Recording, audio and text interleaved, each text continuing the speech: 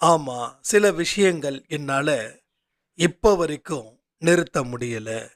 நான் செய்யறது தப்புன்னு தெரிஞ்சும், நான் தொடர்ந்து இத செஞ்சுக்கிட்டு தான் இருக்கேன். இதன் மூலமா துன்பம் எனக்கு கிடைக்கும்னு தெரிஞ்சும், இத நான் நிறுத்த முடியாத அளவுல நான் இருக்கேன் அப்படின்னு நம்ம மனசுக்குள்ள கண்டிப்பா ஒரு குரல் 100% கேட்கும். கேட்காம இருக்காது. 100க்கு 100 கேட்கும். அப்போ அத நிறுத்திட்டா, நம்ம வாழ்க்கை நல்லா இருக்கும் அப்படின்னு நமக்கு தோணும். ஆனா நிறுத்த முயற்சி பண்ணுவோம். ஒரு நாள் நிறுத்தி வைப்போம். ஆனா அடுத்த நாள் திரும்பவும் ஆரம்பிப்போம்.